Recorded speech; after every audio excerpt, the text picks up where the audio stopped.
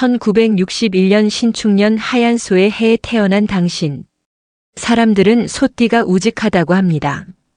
평생 일만 하고 요령 피울 줄 모르고 묵묵히 제 갈 길만 간다고 칭찬합니다. 하지만 저는 압니다. 그 우직함이라는 단어 뒤에 숨겨진 당신의 눈물을. 신축생 여러분, 지난 60여 년 얼마나 추우셨습니까? 당신이 태어난 신축이라는 글자는 차 언 땅 속에 묻힌 보석입니다. 땅은 얼어있지. 아무리 쟁기질을 해도 싹은 안 트지. 남들은 요령껏 잘만 사는 것 같은데 나는 뼈 빠지게 일도 늘 제자리 걸음인 것 같고 가족을 위해 내 젊음을 다 바쳤는데 이제 와서 거울을 보니 남은 건 주름진 얼굴과 쑤시는 관절뿐입니다. 내 인생의 봄날은 언제 오나도 한 번쯤은 주인공으로 살아볼 수 있을까? 혹시 어젯밤에도 이런 생각에 잠 못 드시진 않으셨나요? 하지만 여러분 이제 그만 우셔도 됩니다. 정말로 이제는 억울해하지 않으셔도 됩니다. 여러분의 인생 시계가 드디어 2026년 병오년을 가리키고 있습니다. 이 해는 단순한 인연이 아닙니다. 60년 동안 꽁꽁 얼어있던 당신의 땅에 역사상 가장 뜨거운 태양이 떠오르는 천지개벽의 시간입니다. 얼음이 녹으면 무엇이 됩니까? 물이 됩니다. 그 물이 흘러강이 되고 그 강물 위에 드디어 당신의 배를 띄울 때가 왔습니다. 오늘 이 영상을 끝까지 보신다면 2026년에 여러분이 돌려받게 될 3가지 인생 보상이 무엇인지, 그리고 자칫하면 그 복을 발로 차버릴 수도 있는 소름 돋는 함정 하나가 무엇인지 확실하게 알게 되실 겁니다. 특히 영상 마지막에 공개할 신축생만을 위한 2026년 특급 처방은 돈 한 푼 안 들이고 집안의 우환을 막는 비법이니 절대 놓치지 마십시오. 세상에 공짜는 없다고 하죠. 저는 복채 대신 구독과 좋아요 하나면 충분합니다. 지금 누르시는 그 좋아요 하나가 2026년 여러분의 운명을 바꾸는 신호탄이 될 것입니다. 자, 1961년생의 화려한 복수 지금 시작합니다. 먼저 왜 하필 2026년일까요? 사주 명리학의 원리를 아주 쉽게 설명해 드리겠습니다. 여러분은 신금입니다. 아주 예리하고 반짝이는 보석이죠. 그런데 태어난 계절이 축토 즉 12월에 얼어붙은 흙기입니다. 보석이 진흙 속에, 그것도 꽁꽁한 흙 속에 묻혀 있으니 아무리 빛나고 싶어도 빛날 수가 없었습니다. 그래서 신축생분들이 재주는 많은데 시대를 잘못 만났거나 능력은 있는데 인정을 늦게 받는 경우가 많습니다. 그런데 2026년은 병오입니다. 하늘엔 병화라는 태양, 땅엔 오화라는 용광로, 위아래가 전부 불덩어리입니다. 이 불이 들어오면 신축생에게 무슨 일이 벌어질까요? 첫째, 해동이 됩니다. 60년 묵은 언 땅이 순식간에 녹아내립니다. 땅이 녹아야 곡식을 심든 집을 짓든 할 것 아닙니까? 이제야 비로소 내 판을 깔 수 있게 된 겁니다. 둘째, 보석이 빛을 봅니다. 태양이 보석을 비추니 아니 저 사람에게 저런 면이 있었어 하고 세상이 나를 주목합니다. 이것을 전문 용어로 관인 상생의 흐름이라고 합니다. 나의 명예가 올라가고 내 이름 석자가 빛나는 시기입니다. 지금 혹시 이유 없이 가슴이 두근거리거나 안 하던 화장을 하고 싶거나 옷장을 열어 밝은 옷을 꺼내 입고 싶지 않으신가요? 그게 바로 운이 들어오고 있다는 신호입니다. 2026년 여러분은 더 이상 봐가는 소가 아닙니다. 화려한 안장을 얹고 만인 앞에서는 귀한 소가 되는 해입니다. 자, 다들 궁금해하실 돈 이야기. 66세가 되는 2026년 과연 동복이 터질까요? 결론부터 말씀드리면 돈의 성격이 바뀝니다. 지금까지 여러분은 몸을 써서 시간을 갈아 넣어서 돈을 벌었습니다. 일하지 않는 자 먹지도 말라는 신조로 사셨죠. 하지만 2026년에는 그렇게 버는 게 아닙니다. 문서와 명예가 돈을 벌어다 줍니다. 첫째, 부동산의 해결입니다. 팔리지 않아 속 썩이던 땅, 집, 가게. 2026년 여름에 강력한 매매운이 들어옵니다. 이때는 값을 좀 깎아주더라도 파는 게 이득입니다. 묵은 체증이 쑥 내려갈 겁니다. 둘째, 지위의 상승입니다. 직장에서 은퇴하셨다고요? 걱정 마십시오. 동창회 회장, 입주자 대표, 노인의 임원 혹은 자문위원 어떤 형태로든 감투를 쓰게 됩니다. 근데 신기한 건 그 감투를 쓰면 돈이 따라옵니다. 사람들이 나에게 밥을 사고 선물을 들고 옵니다. 셋째, 자격증과 노하우입니다. 여러분이 평생 익힌 기술이나 지혜를 남들에게 가르쳐 주거나 조언해 주면서 생기는 수익이 짭짤합니다. 하지만 여기서 빨간 불이 하나 켜집니다. 2026년은 불의 기운이 강하다고 했죠. 불은 화려하지만 실속이 없을 수도 있습니다. 거칠래를 조심하십시오. 명예가 올라가니 기분이 좋아서 내가 쏠게 하고 밥값 내고 자식들 앞에서 폼 잡느라 무리하게 차 바꿔주고 집 사주고 이러면 빚 좋은 계구가 됩니다. 2026년에 부자는 지갑을 닫고 입을 여는 사람입니다. 돈은 꽉 쥐고 계세요. 대신 덕담을 많이 해주세요. 그래야 말년의 곡간이 마르지 않습니다. 자, 오늘 영상의 하이라이트입니다. 이 부분은 다른 데서는 절대 안 알려주는 내용입니다. 바로 가족관계입니다. 소와 말이 만나면 사주에서 추구 원진살이라고 합니다. 원진살이 뭡니까? 원망하고 미워한다는 뜻입니다. 아니, 운이 좋다면서 왜 원망을 합니까? 라고 물으시겠죠. 이게 참 묘한 겁니다. 너무 사랑해서 미워하게 되는 겁니다. 2026년에는 여러분의 감수성이 폭발합니다. 소년처럼 마음이 말랑말랑해집니다. 그래서 배우자나 자식에게 기대를 하게 됩니다. 내가 너를 어떻게 키웠는데? 내가 당신한테 어떻게 했는데? 그런데 돌아오는 반응이 영 시원찮습니다. 그러면 갑자기 서운함이 폭발하고 홧김에 다 필요 없다 소리를 지르게 됩니다. 이게 바로 원진살입니다. 1961년생 여러분, 제 말 꼭 명심하십시오. 2026년의 자식은 남이라고 생각하십시오. 배우자는 하숙생이라고 생각하십시오. 기대를 버리는 순간 원진살은 귀인살로 바뀝니다. 여러분이 쿨하게 너는 너 나는 나하고 거리를 두면 오히려 자식들이 우리 부모님이 달라졌네 하며 효도하러 옵니다. 그리고 2026년의 진짜 귀인은 가족이 아닙니다. 전문가가 귀인입니다. 법적인 문제, 세금 문제, 건강 문제. 혼자 끙끙 앓지 말고 의사, 변호사, 세무사 같은 전문가를 찾아가세요.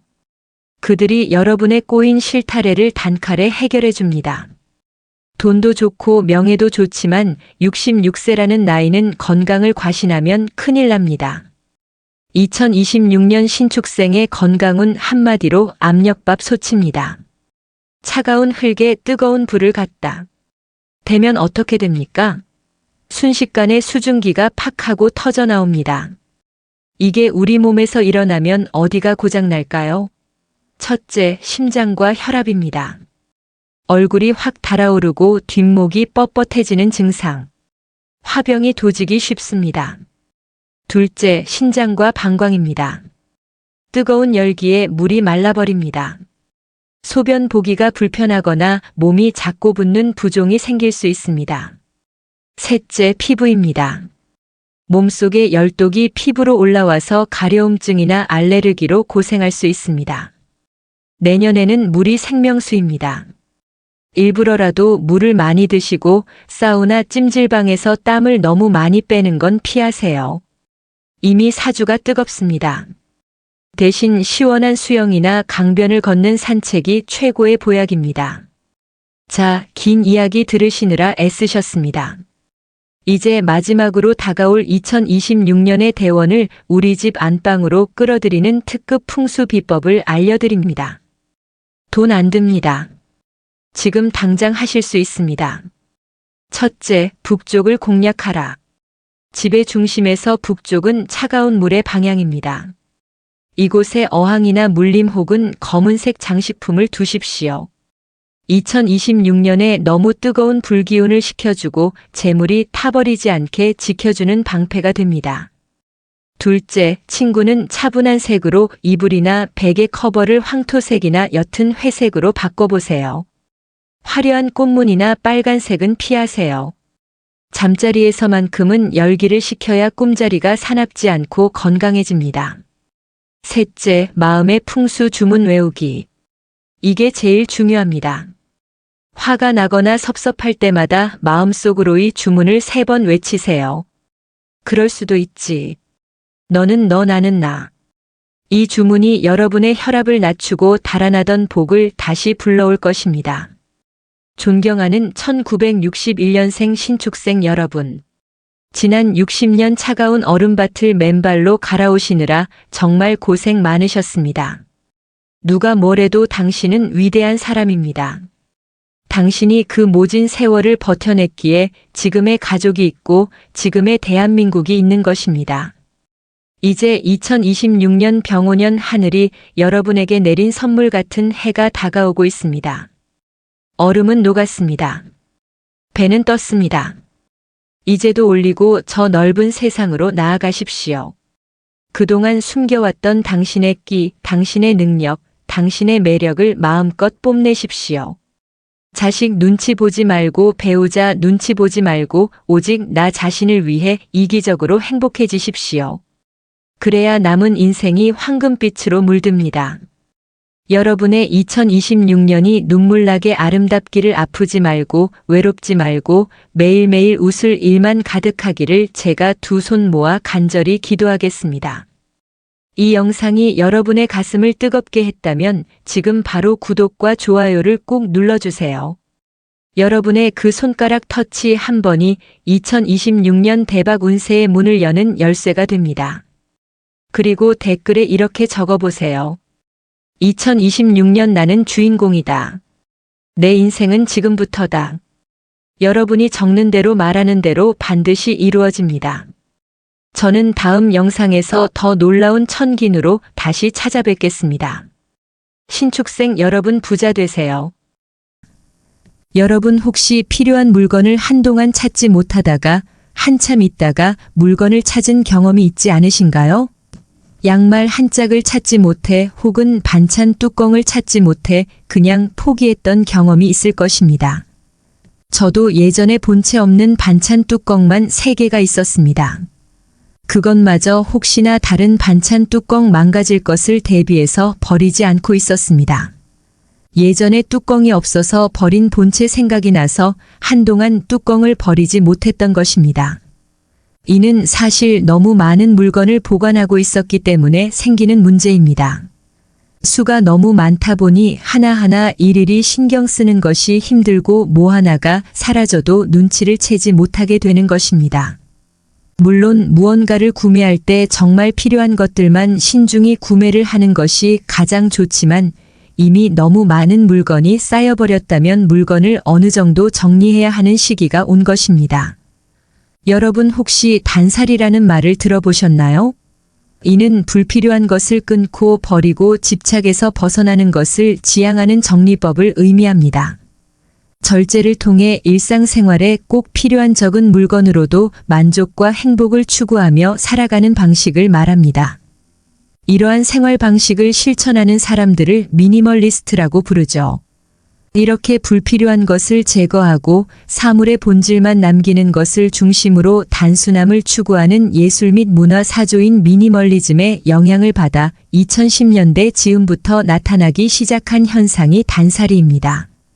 인생에서 정말 소중하고 본질적인 것에 집중하여 자기 본연의 모습을 찾아가는 데에서 행복을 찾을 수 있다는 게 깨달음이 미니멀 라이프의 근간입니다.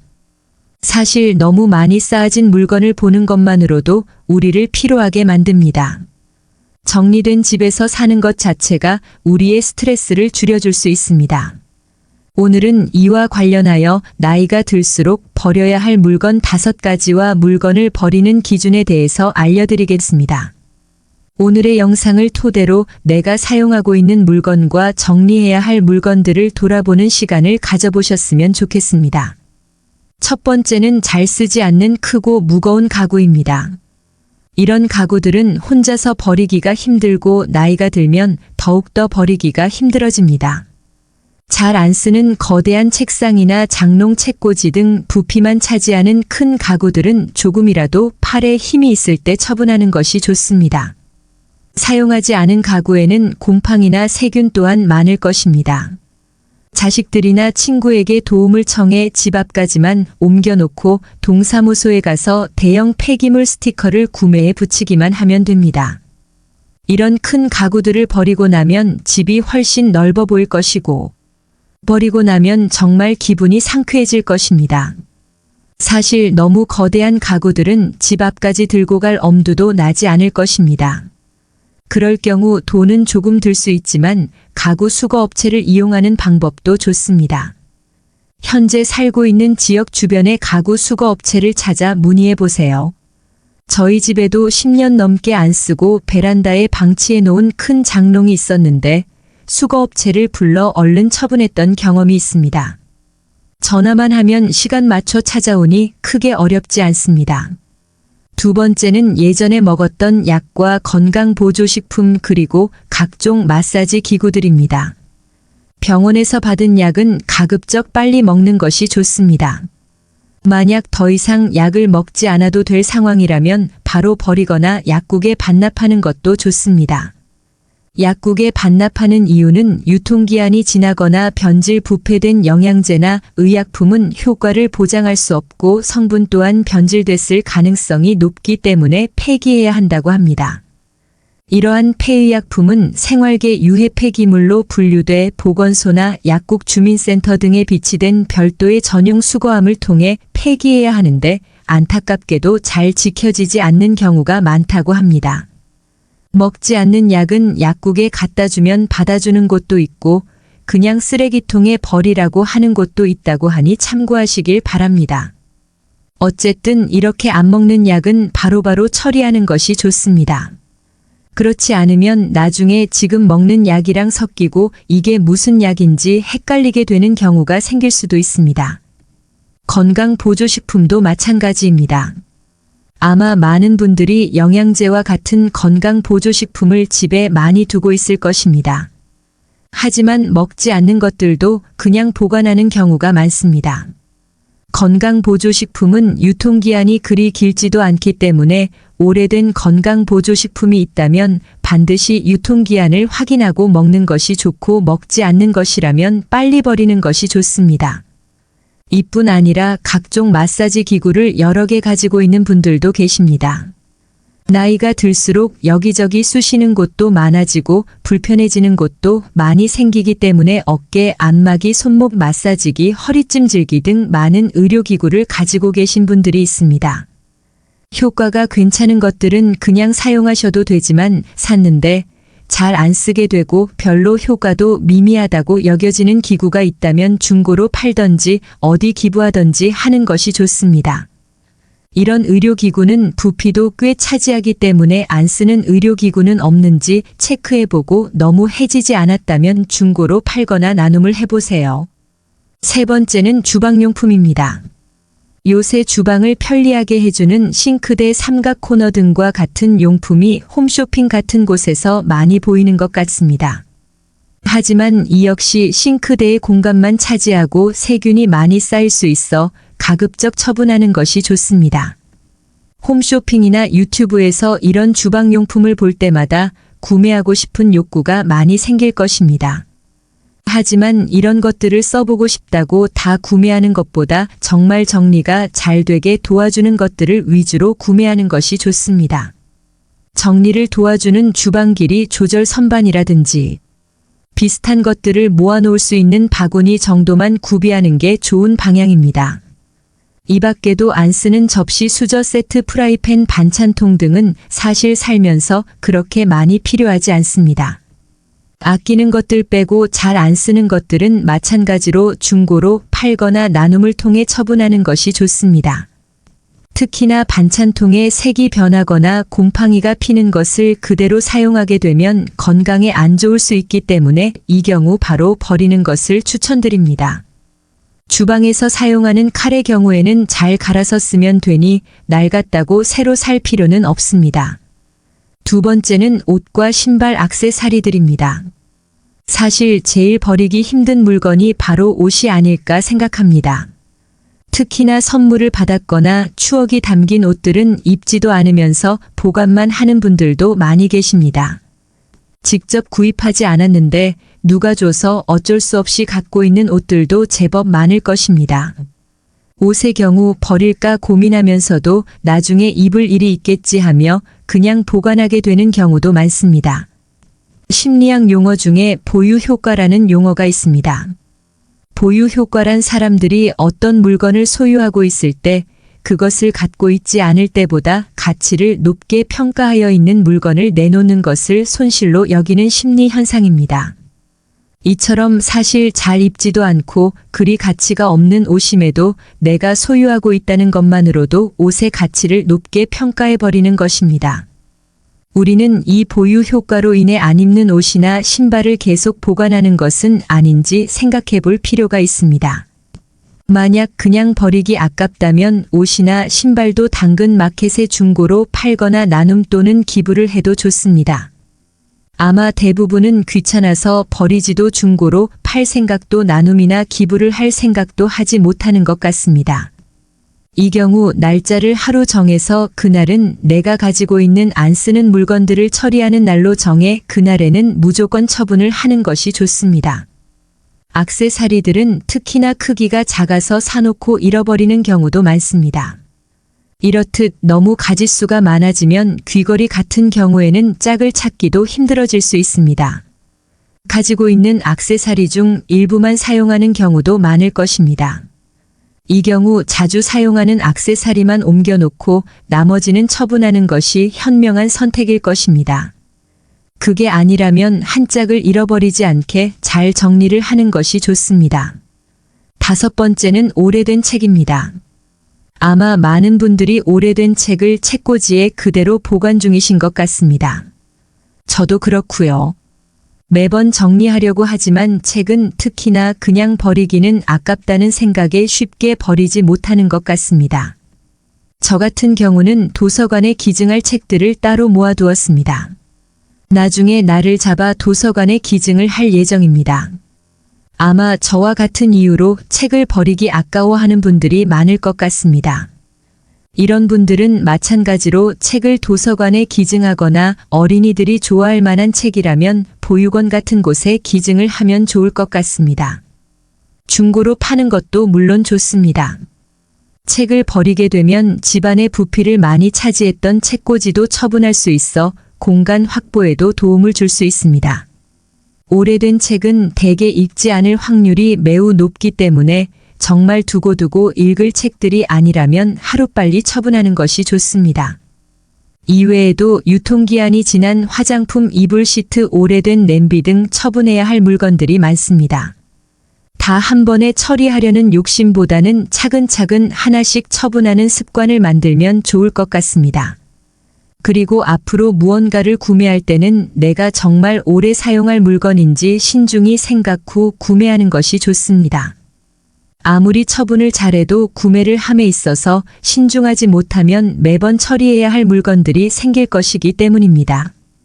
아마 많은 분들이 물건을 처리해야 하는 것은 아는데 어떻게 처리해야 할지 기준을 딱 정하지 못해서 것입니다. 늘 정리도 못하고 버리지도 못하는 채 쩔쩔매고 있는 것입니다. 그래서 지금부터는 물건을 버리는 기준에 대해 알려드리겠습니다. 물론 여기에 정답은 없습니다. 각자에게 가장 맞을 것 같은 기준을 세워보는 것을 추천드립니다. 첫 번째 기준은 1년 4계절 동안 안 쓴 물건은 처리하는 것입니다. 사실 1년 동안 쓰지 않았던 물건들은 앞으로도 쓰지 않을 확률이 매우 높습니다. 많은 분들이 1년 동안 쓰지 않았음에도 버리지 못하는 이유는 이전에 그렇게 버렸더니 꼭 필요한 상황이 생겼던 기억이 있기 때문일 것입니다. 또 사면 돼지가 안 되는 경우가 딱 순간에 그거면 되는데 라는 물건들이 꼭 있었던 기억 말이죠. 하지만 이 같은 경험은 사실 소수에 불과합니다. 차분해도 지장 없는 물건이 90% 이상이지만 딱 한 번 버리고 후회했던 경험을 부풀려서 생각하는 것입니다. 물론 버리고 나서 필요해지는 물건이 있을 수는 있습니다. 하지만 정말 소수에 불과할 것이기 때문에 이걸로 버리는 것을 미루게 되면 결국 아무것도 버리지 못한 채 물건이 쌓이게 될 것입니다. 잘 쓰지 않으나 버리기 아까울 때는 물건의 중고 가치를 돈으로 매겨본 다음 가격의 반으로 당근 마켓에 싸게 내놓는 것도 좋습니다. 팔리면 버리지 않아서 좋고 아무도 반응 없는 걸 확실히 확인하면 버리는데 마음이 가벼워질 것입니다. 물건을 처분하는 두 번째 기준은 소유할 물건의 수량을 정하는 것입니다. 그 물건들의 순위를 매긴 다음 순위에 벗어난 물건은 버리는 것입니다. 예를 들면 겨울 코트는 새 벌로 개수를 정한 후 가지고 있는 코트의 순위를 매긴 다음 참외 안에 들지 않는 것은 버리는 것입니다. 프라이팬이나 냄비의 경우 5개는 절대 넘기지 않는 것이 좋습니다. 이외에도 어떤 새 물건을 사면 그에 해당하는 가지고 있던 오래된 물건을 바로 버리는 것도 좋습니다. 프라이팬을 새로 하나 장만하면 제일 오래된 프라이팬 하나를 버리는 식으로 말이죠. 이를 위해 일단 정리하고자 하는 물건들을 다 꺼내서 버릴 거 생각해야 할 물건 버리면 안 되는 물건으로 나눠 담는 것이 좋습니다. 그래서 확실히 버릴 것은 버리고 생각해야 할 물건에서 한두 달이 지나도 안 쓰고 안 찾게 되면 버리거나 나눔해서 정리하는 것도 좋습니다.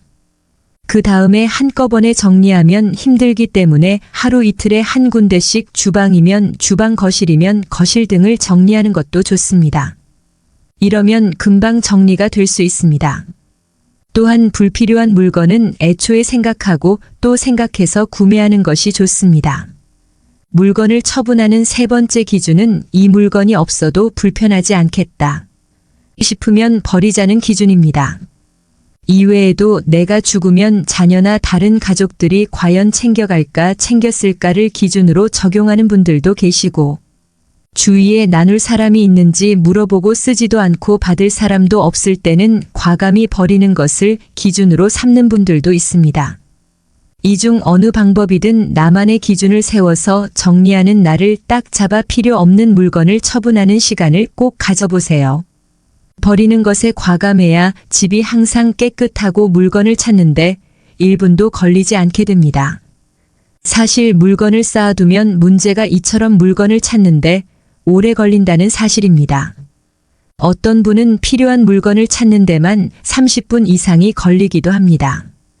이는 우리의 일상생활에 큰 영향을 줄 수 있습니다. 다른 중요한 일들이 많은데 이런 사소한 물건을 찾는 일에서 시간과 스트레스가 쌓인다면 당연히 일에도 지장을 줄 것이고 하루의 삶에도 지장을 주게 됩니다. 그래서 물건의 개수를 줄이게 되면 필요한 것을 찾는 시간도 줄일 수 있고 같은 물건을 찾지 못해 하나 더 구매해야 하는 경우를 피할 수 있습니다. 아마 많은 분들이 물건을 찾지 못해 새로운 물건을 하나 더 샀는데 나중이 되어서야 이게 여기 있었네 하며 찾던 물건을 뒤늦게 발견하는 경험을 해보셨을 것입니다. 심지어 어떤 분은 아끼는 양말 한 짝만 몇 개월을 보다가 결국 버렸는데 버린 그날 다른 한 짝을 찾았다 합니다. 이런 상황을 피하려면 정리는 습관이 되어야 합니다. 물론 무작정 버리기만 하는 것은 환경에 좋지 않을 수 있습니다. 많은 전문가들께서 버리라고 말씀하시지만 그것도 결국 환경을 해치는 결과를 가져오게 되니 궁극적 해결 방법은 아니라고 생각하는 분도 계셨습니다. 중고로 팔거나 나눔을 하는 것도 좋지만 나눔을 할 수 없는 옷이나 자잘한 물건들 다 버리고 싶어도 내 집 깨끗해지자고 집 밖을 더럽히는 것을 양심이 허락하지 않다고 생각하는 분들도 계십니다. 이런 의견도 당연히 존중받아야 합니다. 이 경우 구매하는 것에 정말 신중하게 결정하는 것이 좋을 것 같습니다. 버릴 생각을 하지 말고 다 쓸 생각을 하고 필요한 만큼만 사려고 하는 습관을 만드는 것입니다. 물론 너무해진 옷이나 기능이 많이 고장 제품들은 팔거나 나눔하기 어려울 수 있지만 쓸만한 제품들은 중고로 팔거나 나눔을 하는 습관이 좋은 것 같습니다. 너무 버리기만 하면 세상이 쓰레기장이 돼버릴 것입니다. 집 안구석에서 쓰레기 취급이나 받는 물건 중에서도 어느 다른 집에서는 아직 쓸만한 물건일 수 있습니다. 몽땅 다 버리지 말고 잘 골라내서 처분하는 것이 좋습니다. 헛 물건들은 다른 용도로 재사용해 보는 것도 좋습니다. 예를 들어 짝 없는 면양말은 먼지 제거할 때 손에 끼고 장롱 밑 한번 쓸어주면 기가 막히게 청소가 되기도 합니다. 아마 많은 분들이 아까워서 버리지 못하는 경우가 많을 것입니다. 이처럼 버리기 아까운 물건을 박스에 잘 담아서 아름다운 가게에 기증을 하면 버리는 게 아니고 아깝지도 않고 입양 보낸다는 느낌을 받아 기분 좋게 처분할 수 있을 것이, 그러니 버리기 아깝다고 그냥 집에 모셔두지 말고 어떻게 하면 잘 처분할 수 있을지 고민해 보세요. 지금 당장 안 쓰는 물건을 하나 정해 당근 마켓에 올려보세요. 당근 마켓에 올리는 방법을 모른다면 어떻게 올리는지 자식들에게 물어보거나 인터넷으로 방법을 직접 찾아보세요. 튜브에 당근 마켓에 물건 올리는 법이라고 검색 후 그대로 따라 하시면 됩니다. 아니면 주변에 기부할 곳이 없나 찾아보고 직접 전화해서 문의를 해보세요. 그래서 기부해도 된다고 하면 날을 정해 물건을 가지고 장소로 가기만 하면 되는 것입니다. 아마 이것을 안 해본 분들은 어렵게만 느껴질 것입니다. 하지만 한 번만 해보면 됩니다. 그 한 번이 2번, 3번, 10번이 될 것이고, 그러면 집이 정말 깔끔하게 변할 것입니다. 오늘은 나이들 버려야 할 물건 5가지와 물건을 버리는 기준을 주제로 이야기를 드렸습니다. 버려야 할 물건 첫째는 크고 무거운 가구, 둘째는 예전에 먹었던 약과 건강보조식품, 세 번째는 공간만 차지하는 주방용품, 넷째는 안 입는 옷과 신발, 마지막 5째는 오래된 책입니다. 물건을 버리는 기준 첫째는 1년 4계절 동안 쓰지 않았던 물건들은 처분하는 것, 둘째는 소유할 물건의 수량을 정하는 것, 마지막 셋째는 이 물건이 없어도 불편하지 않겠다 싶으면 처리하는 것입니다. 각자의 기준과 가치관이 다를 수 있고 정답은 없습니다. 그러니 자신에게 가장 맞는 법을 정해 집을 깨끗한 상태로 유지해 마음 건강까지 같이 챙기셨으면 좋겠습니다. 처음 한 번이 어렵습니다. 하지만 한 번만 물건을 잘 처분해 본다면 그 이후에는 아주 쉽게 물건들을 처분할 수 있게 될 것입니다. 그러니 반드시 처분해야 할 물건을 지금 당장 하나만 처분해 보시길 바랍니다. 실천하는 여러분을 인생 지혜가 응원하겠습니다. 이상으로 오늘의 영상을 마치겠습니다. 우리 모든 구독자분들의 행복한 노후를 응원합니다. 다음에 더 좋은 내용으로 찾아뵙겠습니다. 감사합니다.